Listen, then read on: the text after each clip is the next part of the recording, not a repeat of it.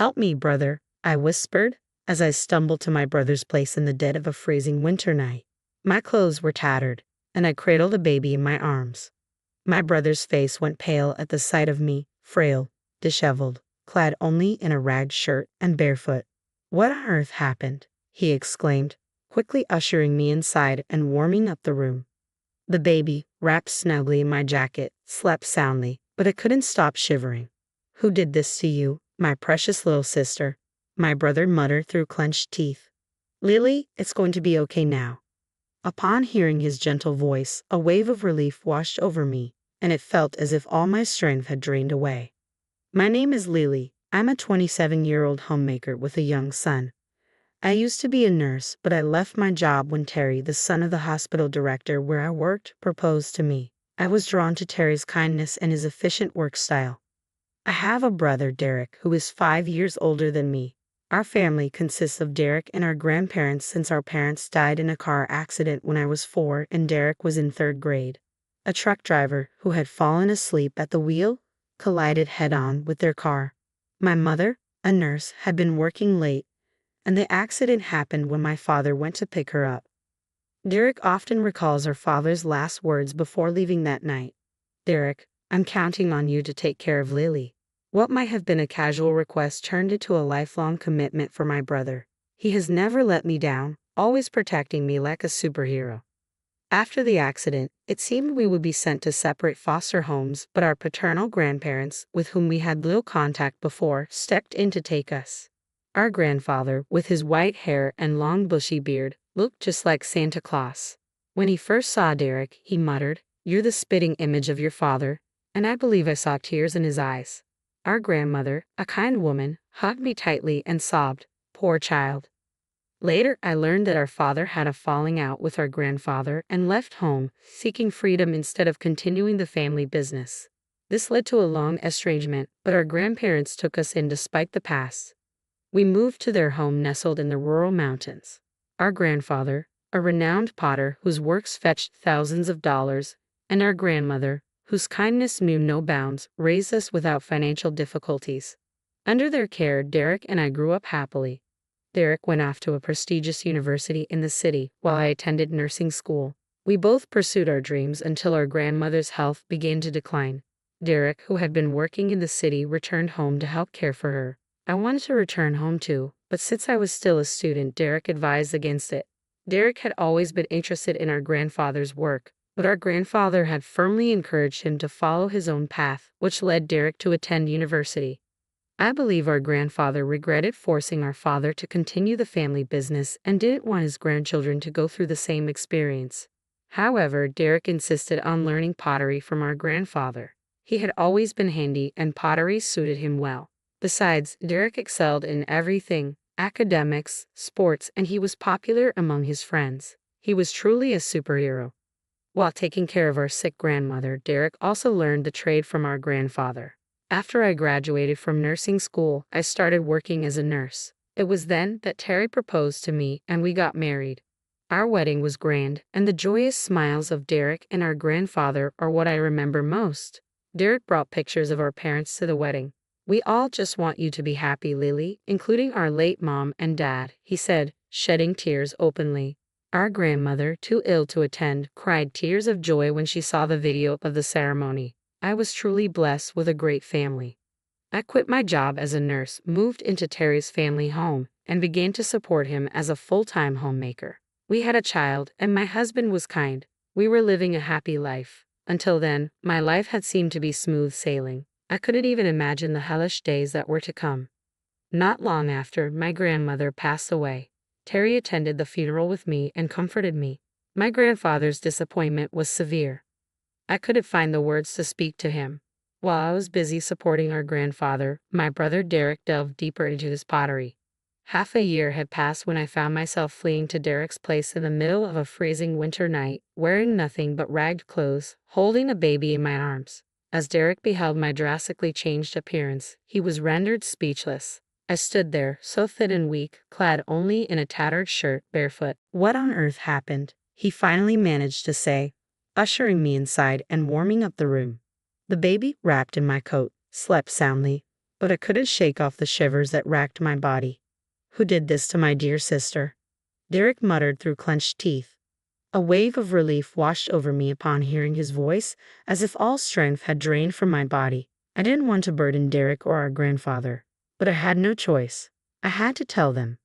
I began to recount the events at my in-laws' house. Terry and I had been living together, but due to my in-laws' insistence that I rest during and after pregnancy, we moved in with them. My in-laws, both remarried, welcomed us warmly. My father-in-law's kindness was particularly touching, as I had no father of my own. However, my mother-in-law seemed to harbor resentment. "You're flirting with my husband, aren't you, you disgusting woman?" she accused, launching into a campaign of verbal and physical abuse. She disparaged my upbringing, asserting that I could never blend in with their family's affluent background. As if that weren't enough, I found myself facing additional challenges due to a shortage of staff at the hospital. As a former nurse, I often found myself called in to assist at the hospital alongside my husband, Terry. However, during this time, I noticed something deeply unsettling. Terry, being the son of the hospital director, took it upon himself to reprimand the nurses in an unreasonable manner. "Move quicker. You're a nurse getting paid, aren't you? Don't slack off just because my father is lenient. Once I take over this hospital, I won't be so forgiving," he would bark at them. His harsh words towards the hardworking nurses were unreasonable and unjust. Attempting to intervene, I interjected, "Terry, don't you think that's too harsh? Everyone here is trying their best." Unfortunately, my husband didn't take kindly to my interference. In front of the other nurses, he flew into a rage, furious that I had dared to stand up to him. Since that incident, Terry became distant towards me, perhaps influenced by my mother-in-law, who had been insinuating from the start that I was too soft on your wife and that I was taking you for granted. Meanwhile, my father-in-law, though unable to openly oppose his wife, did what he could to protect me. Unfortunately, when my father-in-law fell seriously ill and became bedridden, the situation worsened. Seizing the opportunity, my mother-in-law made me take on all the household chores, treating me like a mere housekeeper. I found myself juggling caring for my son, cooking, laundry, and cleaning, all while enduring mistreatment. Even in front of my ailing father-in-law, my mother-in-law's cruelty knew no bounds. "Please don't speak to Lily that way," he would weakly protest, only to be met with her venomous retorts. Her abuse escalated, and I found myself being deprived of basic dignity. "Housekeepers don't eat with the family. Eat the leftovers later," she commanded, forcing me to subsist on scraps. Despite the hardships, I endured it all for the sake of my son and my ailing father-in-law. I was so distraught that I lost my appetite. When I glanced in the mirror, I was taken aback by the gaunt and worn reflection staring back at me. My husband's words cut deep. "I only married you because you were somewhat attractive, but I never imagined you become such a disheveled woman," he sneered, insisting that I relocate from our bedroom to the storage room. The cruelty was staggering. The verbal abuse didn't stop with me, it extended to our son. "Of course he's not smart. Look at who his mother is," my mother-in-law would scoff. "His constant crying is annoying. Make him stop right now," my husband demanded. It felt like something inside me had snapped. Determined to escape, my sole concern was my father-in-law's well-being. However, to my surprise, he urged me to flee to my brother's place. Pressing several $100 bills into my hand, he insisted I leave immediately. Without hesitation, I wrapped my son in my coat and hailed a taxi with the money my father-in-law had given me. I rushed to my grandfather's house, where I poured out the entire ordeal to him and my brother Derek.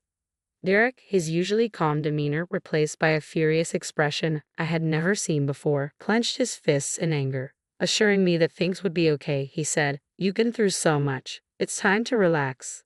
Overwhelmed with emotion, I broke down in tears. Even my grandfather, typically reserved, muttered, "I can't forgive this." A few days later, leaving my son under my grandfather's care, I made the decision to return to my in-laws' house with Derek to retrieve my belongings. Having left abruptly without a word, I anticipated trouble upon our return. My husband greeted me with a cold gaze and muttered, "You finally returned, huh?" Derek, maintaining his composure, calmly stated, "My sister seems very distressed, so we'll be taking care of her for a while. We've come today to collect some of her personal belongings." To this, my husband retorted, "I married her, so if she doesn't come back, there will be no one to do the chores." That's a big problem for me. Looking down on Derek, my mother-in-law remarked, I heard you do pottery. It must be a tough life. Even if you take care of my daughter-in-law, it's going to be difficult for you, right? Please send her back. It's a problem for us too. I could see Derek struggling to contain his anger as we requested to retrieve our belongings. Directed to a storage room in the corner of the hallway, which served as my room, we found it cramped and neglected. Cardboard boxes and old appliances cluttered the space, with only a few changes of clothes for me and my son. There were no heating appliances, just a thin blanket and mattress. Derek, visibly shaken by the harsh conditions, confronted my mother-in-law. Is this where you've shoved my dear sister and her child? Her reply was callous. She should be grateful just to have a room. She's just a housekeeper after all. Eager to leave, yet concerned about my father-in-law, I wished to see him. He greeted me warmly and quietly handed me something, expressing his regret for not being able to protect me. For several days, we made preparations, and with my grandfather and Derek by my side, I returned to my in-laws' house. Determined to stand up for my son, I knew I couldn't keep running away forever. Upon arriving home, I handed my husband the divorce papers. His initial surprise quickly turned to defiance as he declared he wouldn't pay alimony or child support, claiming I had chosen to leave. To support my case, I played a recording in front of his mother, an audio documenting her belittling me and him shouting abuse. This is evidence of the abuse I suffered, I informed them. Their shock was palpable as they asked when I had even recorded this.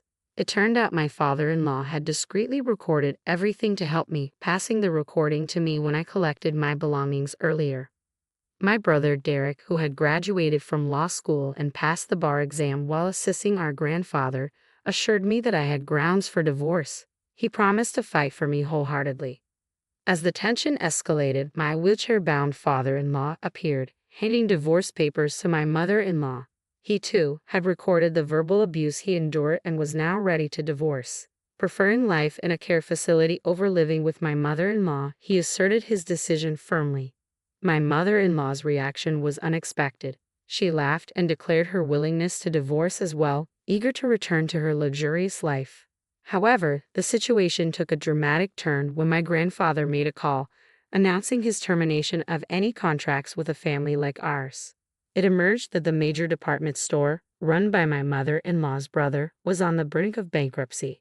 He had been negotiating to exhibit and sell my grandfather's famous pottery, and the deal was close to finalization. However, a call from her brother, severing ties with her, left my mother-in-law stunned. Realizing the gravity of her situation, she began to plead for forgiveness, admitting her wrongdoing. At that moment, it became clear that change was inevitable. I have nowhere else to go. Please let me stay here, Lily. I'm sorry. Please forgive me, my mother-in-law pleaded tearfully. But forgiveness seemed out of reach for us. We all coldly stared at her, unmoved by her tears. Yet amidst the tension, my husband seemed oblivious to the gravity of the situation. I'm set to inherit this hospital. If you want a divorce, I'll pay alimony and child support. I'll marry someone younger and prettier than you, he said to me, his words laced with arrogance. However, my father-in-law interjected with a single sentence that changed everything. The hospital has been sold, he declared, his eyes widening in shock. What? My husband's face drained of color as my father-in-law revealed that Terry had been orchestrating behind the scenes. Get out of here right now, my father-in-law screamed at his stepson. My husband, not legally adopted by my father-in-law, had no claim to his assets. In contrast, I, legally adopted by my father-in-law, had been well cared for. Realizing the tide was turning against him, my husband quickly changed his tune, pleading for a fresh start with me, but I coldly dismissed him. Afterward, my son and I found solace and happiness at my grandparents' house. With each passing day, my son cried less, finding joy in playing outdoors. Meanwhile, the divorce proceedings were finalized, the audio tape proving crucial in establishing my mother-in-law's fault.